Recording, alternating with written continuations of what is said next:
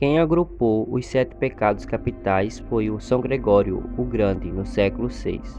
Depois, os 7 aparecem de maneira significativa na Suma Teológica, no século XIII, que são definidos e descritos por São Tomás de Aquino como apetites.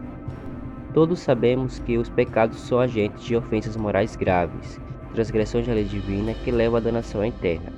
Os pecados capitais são vistos como tentações, paixões, ou seja, todos os fios interligados do tecido da condição humana. Além disso, são vistos também como um tipo de ânsia exagerada que causa o sofrimento mortal. Os 7 pecados capitais são vistos como causadores de ações que levam sempre ao pecado. Todos esses pecados têm sua própria escala de consequência. Eles isolam as pessoas e agem para inflamar as ambições pessoais, gratificações, necessidades, para a irresponsabilidade familiar. Mas afinal, quais são os 7 pecados capitais? Então, o primeiro deles é o orgulho, soberba ou uma vaidade exagerada. Esse pecado é considerado a raiz de toda a maldade, pois justamente pelo orgulho que Lúcifer cai do reino celestial para o reino subterrâneo. O pecado do egoísmo é se achar melhor do que os outros. A arrogância bloqueia o divino e também as outras pessoas. O orgulho é visto como um leão e sua virtude oposta é a humanidade. O segundo pecado é a avareza. São Tomás de Aquino descreve o Mammon como um demônio que é o senhor do dinheiro. Isso está totalmente ligado ao pecado da avareza. Esse pecado é mundano, cria misérias, ladrões e até mesmo assassinos.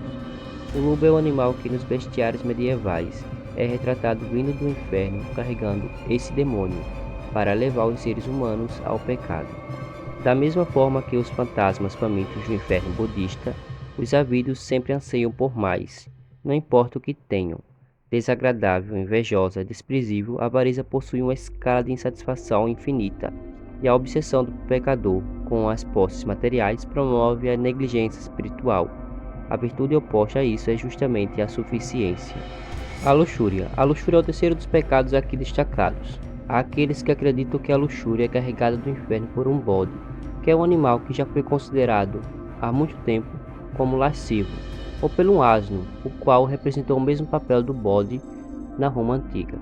É dito que a luxúria é o pecado da carne, que leva à imundície e leva também para longe a sua virtude contrária, que é a castidade.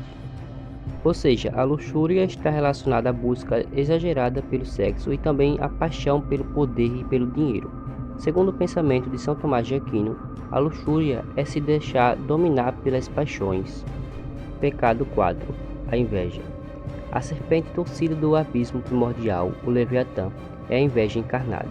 Dante viu esse espírito do mal como uma grande serpente que se enrola em suas vítimas, de tal modo que eles se tornam virtualmente entrelaçados, indistinguíveis um do outro. A inveja em geral é o pecado representado por um cachorro, e muitas vezes ela é retratada como um coração sendo devorado. A preocupação exagerada com as posses dos outros é vista como algo que dificulta um relacionamento humano e solidário. É dito que quando uma pessoa é consumida pela inveja, a virtude oposta, a caridade, é eliminada de maneira completa. Pecado 5. A gula.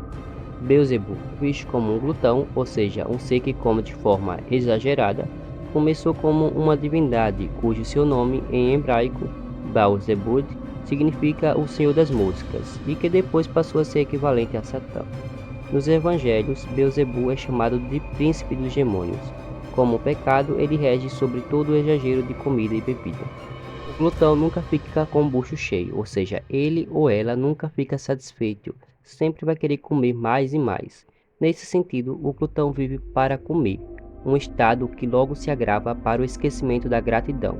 A ocupação se intensifica e leva a uma danação específica. No inferno, o glutão irá se alimentar de sapos e será forçado a beber água putrida. A virtude oposta a esse pecado é a sobriedade. Pecado 6. A ira. A ira é outro pecado do diabo. Inclusive, é dito que ele é um de imensa importância e poder intenso. Geralmente, ele é incorporado por um animal com dentes afiados, como um leão-pardo, com presas à mostra ou um porco do mato enraivecido. A consequência dessa paixão interior inflamada é sentir a vingança no coração. Esse pecado se agrava até a raiva, destruindo tudo, menos a negatividade na vida interior. E o resultado disso, muitas vezes, é o assassinato e as guerras. A ira é uma criatura que golpeia o próprio coração com uma faca. A virtude oposta dela é a paciência. Pecado 7, a preguiça. Belfegor é retratado como uma encarnação da preguiça. Esse pecado é considerado um dos pecados da carne. De modo geral, é representado por cenas de atos de cair no sono, no trabalho, em especial se o trabalho é feito por um monge. Segundo São Tomás de Aquino, todos os pecados tributários da ignorância são consequência da preguiça. É dito que alguém precisa ficar em alerta até para estabelecer e manter uma prática espiritual. Dessa forma, a virtude oposta é a diligência.